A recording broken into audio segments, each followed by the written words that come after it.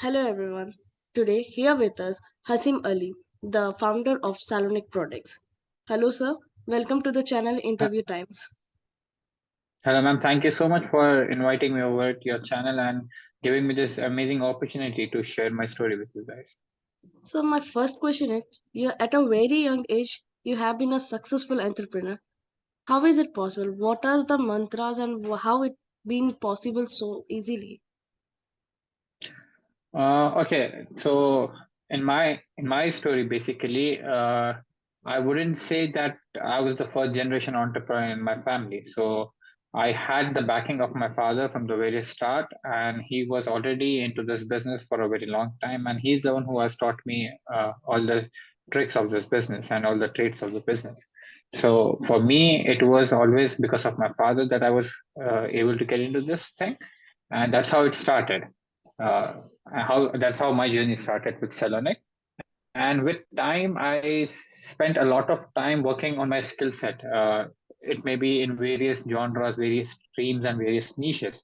So always believe that when you have a very strong skill set, I believe then you can actually make a very good impact, and at the same time, you can actually become successful. So the more skills you have, the greater is the probability of you getting successful. Now, sir, the main question is nowadays students or any of a new startup business, they were afraid of startup business because it may Yeah. have a great influence or if not. So what's your thought behind this? Like how can we promote a startup businesses or any other thing like a success company?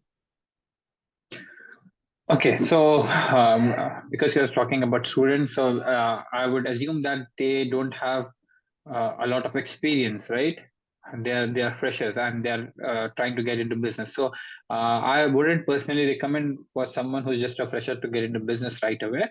Uh, First, choose the stream that you want to work into, whether it's in the service sector or whether it's in the product sector, product line. Okay, and then whichever sector that you're interested in, make sure that you get an internship or at least an year or two years of working experience as a job or an internship or anything like that, so that you know the inside out of the business, that particular business that you want to get into.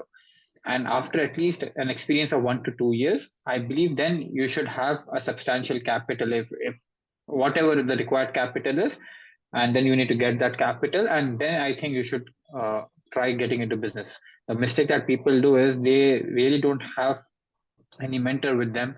At the same time, they don't have any experience with them, so they just uh, take one of the things, which is the capital. They get the capital and they start going. So if you just get the capital and you start going, there's a high probability that your business will fill immediately. Yeah. So what are the next 5 years plan of Salonik Food Products Company? For me, I would say that for the next 5 years, we would be focusing on increasing the product line and trying our best to make the product that we have, which is dates and saffron, which is imported from Iran. We'll try a level best to reach the benchmark and create a monopoly in the market. And then we would look to increase the product line from two to at least 4 to 5 products in the next 4 to 5 years. So is there any plans to extend throughout pan India or else extend except India where other countries? Okay, so first part of your question was about Pan India, right? So right now, Salonik is Pan India. For instance, we are in all the cities of India, right, available uh, through some of the various team clients. For instance, Barbecue Nation, which has been working in more than 87 cities. Okay, and then we go through Big Basket, and then we have our online platforms that make sure that Salonik is available pan India, and we do supply in at least 110 cities across India right now.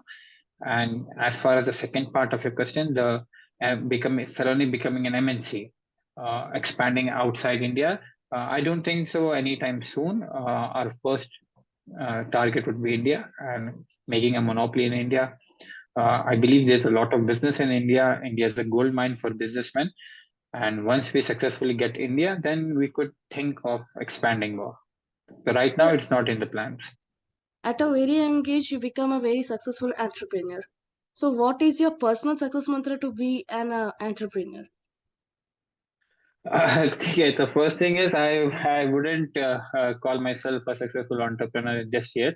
I think before calling myself a successful entrepreneur, I still have a lot to learn and a lot to make. And but whatever I've achieved, whatever little that I've achieved, I believe it is because of two things. Number one, I'm never scared of trying new things. Okay, I'm never afraid of challenging myself, going out of my comfort zone, and I constantly work on the process rather than the result itself. So that improves my skills a lot. So these are the basics that anyone should follow. Number one would be focus on your skill. That is the topmost priority. Don't be afraid of trying new things. Don't go after money right away. Start slow.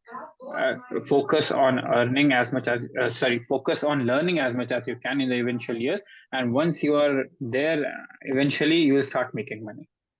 And once you start making money, because the thing is, skills and money go hand in hand. For instance, someone who is just earning money, okay, he wouldn't get the skill right away. But someone who's having skills, who has improved his skill set significantly, he will earn money throughout his life, no matter what.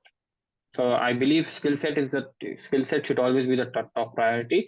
And then don't be afraid going out of your comfort zone. Try new things. Try as many new things as possible. Those things will eventually help you. But one more thing, I wouldn't recommend people starting or going into business taking the motivation from Instagram or YouTube. That's a terrible idea.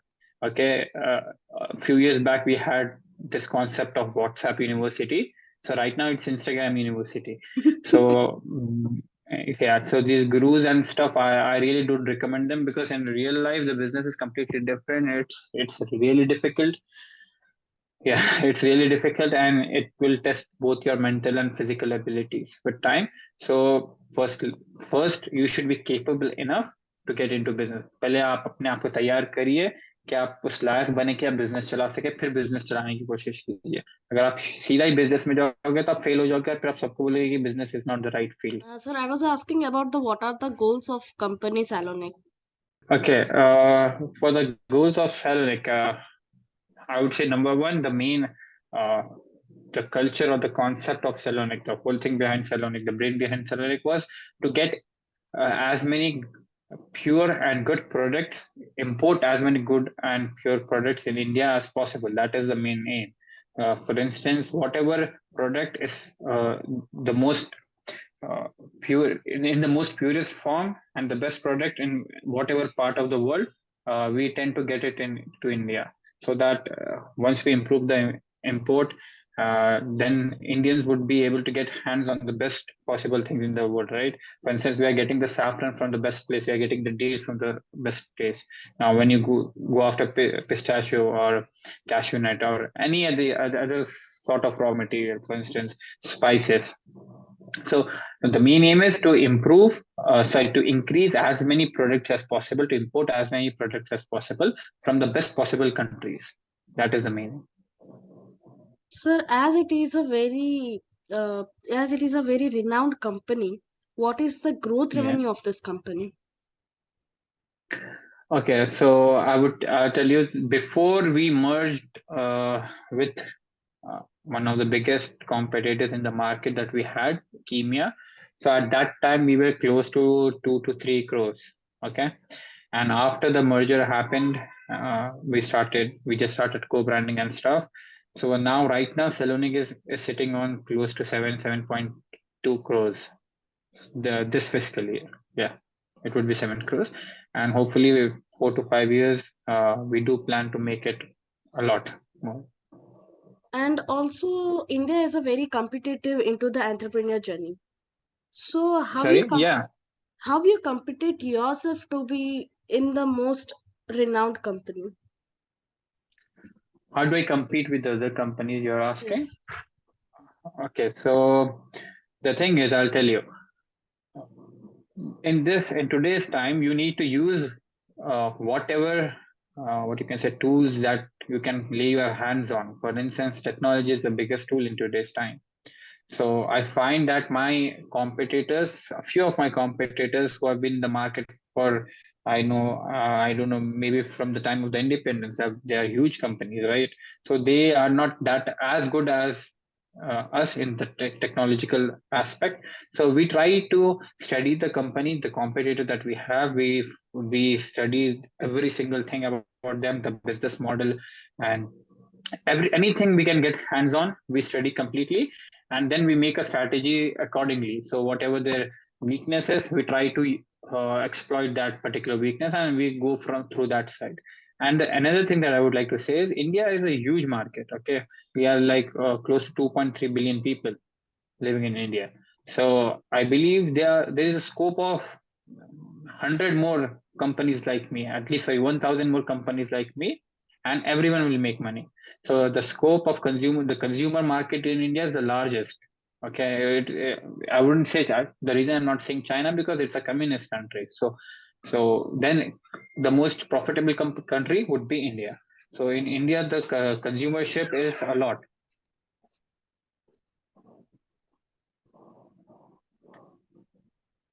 Yeah, so that's it. So the most important thing is you make sure you know about the competitor, you know your strengths, and that's how you make a strategy, and then you go ahead with it. And hopefully, expect that the execution would be on point. The execution is the most difficult part, and if the execution is on point, then I believe everything would be smooth. As we know that COVID has a huge range of loss towards Indian market, and not only in India, throughout the world. How you delivered your products to the till the, to reach out the customers? Okay, so this is a really good question that many companies couldn't survive the COVID, and there were a lot of problems because of COVID. Many companies had to lay off, many companies got shut down, and even Salonik could have been shut down. So what we did was just pre-COVID, we went on e-commerce. Okay, so the thing that worked in COVID was e-commerce. Everyone was ordering stuff from their home because they weren't allowed to go out. So the only reason Salonik did survive the COVID phase is because of the technological advancement that Salonik's already had. So through e-commerce, we made sure that we survived the COVID phase. And once the COVID phase was gone, and slowly, the market started coming back. The hotels started to reopen because, listen, the problem with my product line was my product line is completely dependent on the retail and the restaurant market, right?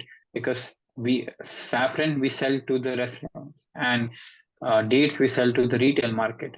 Both restaurant and both this retail market, both of them were closed throughout its like phase of 8 to 9 months.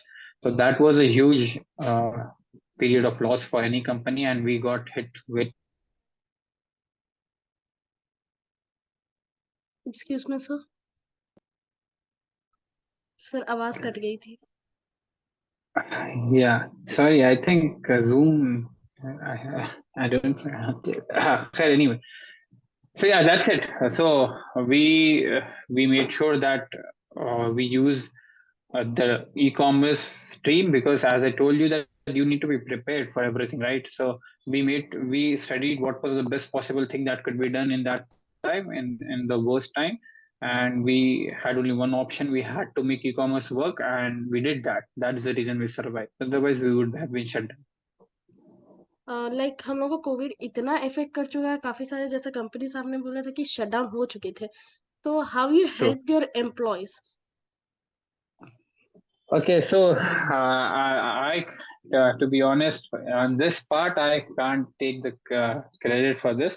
What happened was after the COVID, like after the first 2 to 3 months, we shifted the complete structure to e-commerce, and that's how we were making money at that time.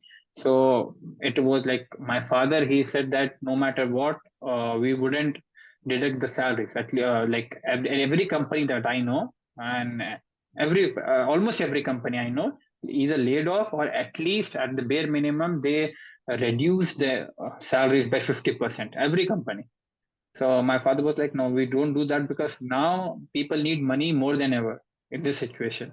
So What we did was we cut down our personal expenses. We almost had no money for ourselves, but we made sure that we get the employees paid, and we helped them through this difficult times, because they have always stood by us. So it was our time to repay them. So I'm very grateful that we were able to do that successfully. So thank you, sir. It's such a great meeting. Thank you for watching. For more updates, please follow us.